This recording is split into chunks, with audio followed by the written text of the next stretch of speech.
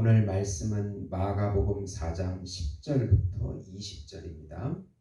예수께서 홀로 계실 때에 함께한 사람들이 12제자와 더불어 그 비유들에 대하여 물으니 이르시되 하나님 나라의 비밀을 너희에게는 주었으나 외인에게는 모든 것을 비유로 하나니 이는 그들이 보기는 보아도 알지 못하며 듣기는 들어도 깨닫지 못하게 하여 돌이켜 죄사함을 얻지 못하게 하려 함이라 하시고 또 이르시되 너희가 이 비유로 알지 못할진대 어떻게 모든 비유를 알겠느냐. 뿌리는 자는 말씀을 뿌리는 것이라. 말씀이 길가에 뿌려졌다는 것은 이들을 가리킴이니 곧 말씀을 들을 때에 사탄이 즉시 와서 그들에게 뿌려진 말씀을 빼앗는 것이요. 또 이와 같이 돌밭에 뿌려졌다는 것은 이들을 가리킴이니 곧 말씀을 들을 때 즉시 기쁨으로 받으나 그 속에 뿌리가 없어 잠깐 견디다가 말씀으로 인하여 환난과 박해가 일어나는 때에는 곧 넘어지는 자요. 또 어떤 이는 가시떨기에 뿌려진 자니 이들은 말씀을 듣기는 하되 세상의 염려와 재물의 유혹과 기타 욕심이 들어와 말씀을 막아 결실하지 못하게 되는 자요. 좋은 땅에 뿌려졌다는 것은 곧 말씀을 듣고 받아 30배나 60배나 100배의 결실을 하는 자니라. 아멘. 오늘 말씀은 예수님께서 다양한 비유를 통해서 천국의 비밀을, 하나님 나라의 비밀을 가르쳐 주시고 자신의 메시아적 능력을 보여주시고 있는 말씀이 되겠습니다. 사랑하는 성도 여러분, 복음은 기쁜 소식입니다. 왜 복음이 우리에게 기쁜 소식이 됩니까? 하나님께서 정하신 한 분, 준비하신 한 분, 하나님이시며 하나님의 아들이시며 우주적인 메시아이시고 우주적인 왕이시며 우주적 중보자이시고 우주적 어린 양이시고 참 인간이신 예수님을 통해서 하나님과의 관계가 단절되어 사망과 저주에 빠진 모든 인간들에게 하나님의 관계를 회복시키셔가지고 생명과 축복을 주신다는 소식이기 때문에 기쁜 소식이 되는 것입니다. 예수님의 십자가의 죽으심과 부활, 승천, 우편에 앉으심은 예수님을 믿고 연합된 신자들의 죽으심과 부활과 승천과 우편에 앉아 있다는 시공간을 초월해서 적용되는 사건이기에 바로 기쁜 소식이 되는 것입니다.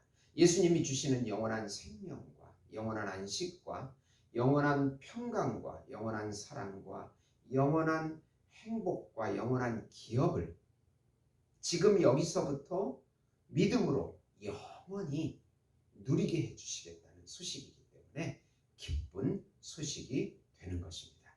이 기쁜 소식을 믿음으로 마음껏 누리시는 성도 여러분이 되시기를 예수님의 이름으로 축원드립니다.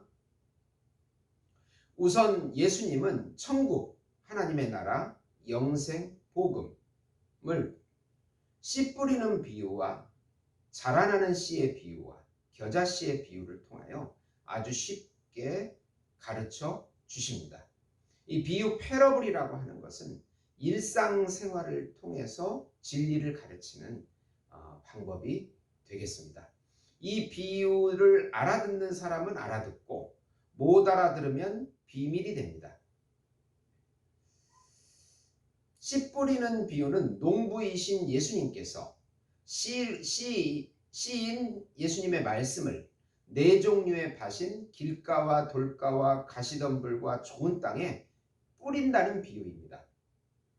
밭은 사람의 마음을 의미합니다. 네 종류의 마음을 예수님께서는 능력으로 갈아엎으셔서 말씀이 들어가서 구원을 이루어 주십니다. 사람은 할 수 없으나 예수님은 일하십니다. 자라나는 씨의 비유는 우리가 주변에 말씀을 뿌리면 받는 사람들 속에 역사해서 구원하시고 자라게 하시는 분은 바로 예수님이십니다. 우리는 어떻게 자라는지 잘 모릅니다. 겨자씨 비유는 아주 작은 겨자씨가 땅속에 들어가서 자라서 풍성한 나무가 됩니다. 예수님께서 사람들 마음속에 들어가셔서 풍성한 열매를 맺게 해 주십니다. 복음은 예수님께서 씨로 우리 안에 오셔서 사단이 점령하고 있는 우리 마음속에 들어오셔서 사단을 쫓아내시고 예수님께서 점차로 자라서 우리를 점령해 나가는 것입니다. 하나님의 형상을 닮아가는 것이고 하나님의 형상이 새겨져서 우리를 장악하고 우리를 통해서 또 예수님을 드러내게 하는 것입니다. 우리는 복음의 씨를 열심히 뿌리면 됩니다. 주님이 일하시고 구원할 자를 구원하시기 때문에 그렇습니다. 두 번째로 등불의 비유는 등불은 높은 곳에 등경 위에 두어 비추게 해야 한다는 뜻입니다. 제가 이스라엘 가가지고 등경 하나를 이렇게 샀는데 이렇게 생겼습니다. 이거를 벽에 있는 등대 위에 이렇게 높이 두어서 다 비춰지게 합니다. 이게 등불입니다. 등불은 복음을 의미합니다. 복음은 높은 것에 두어서 밝게 비추어 어두움을 몰아내는 사역을 합니다. 등불을 말 아래 두면, 말이라고 하는 것은 곡식을 이렇게 덜어주는 데 쓰는 네모난 조그만 거 있잖아요. 그 등불을 그 안에다 두면은 빛이 비춰지지 못합니다. 이 말은 자신의 이익을 위해서 사용하지 말라는 것입니다. 또 등불을 평상 침대 아래에 두지 말라는 것은 자신의 쾌락을 위해서 복음을 사용하지 말라는 것입니다. 등불의 사명이 비춰지는 것이듯이 복음은 사람들에게 높이 들려서 그 사람의 심령을 비춰줘야 하고 그들의 눈으로 보게끔 만들어 주어야 합니다. 그래서 자신이 어두운 죄인임을 알고 빛이신 예수님을 믿고 하나님의 자녀가 되고 영생을 얻게 됩니다. 복음이 밝히 드러나서 모든 사람이 듣고 볼 수 있도록 하는 것이 우리 신자의 사명입니다. 우리의 존재 목적이 되는 것입니다.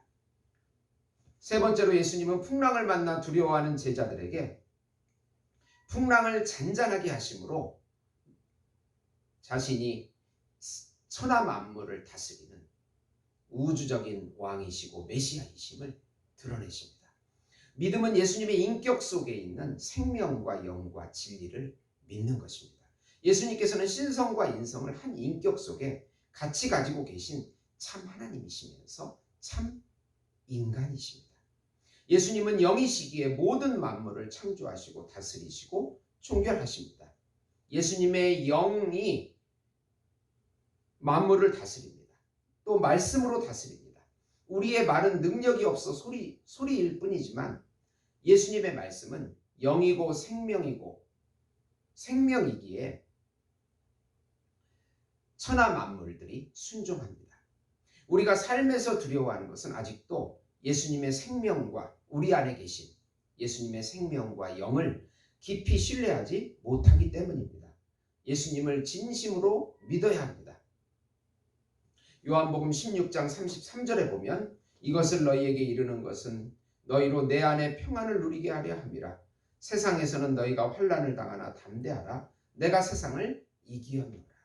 우리 안에 계신 영으로 실제하신 예수님이 세상을 이기셨고 또 우리를 통하여 세상을 계속 이겨주실 것이고 또 세상을 완전히 이기셔서 새 거룩한 새 예루살렘에 우리를 살게 해주실 것입니다. 오늘도 사랑하는 성도 여러분, 들려오는 소식마다 절망과 고된 소식, 슬픈 소식이 들려옵니다. 그럴 때마다 우리가 정말 믿어야 될 것은 우리 안에 계신 하나님의 영, 진리, 그분을 믿어야 합니다. 그분이 이 천하 만물을 다스리시고 또 우리의 길과 진리와 생명이 되시기 때문입니다. 믿음으로 오늘도 승리하시는 예수목장교회 성도 여러분이 되시기를 예수님의 이름으로 축원드립니다.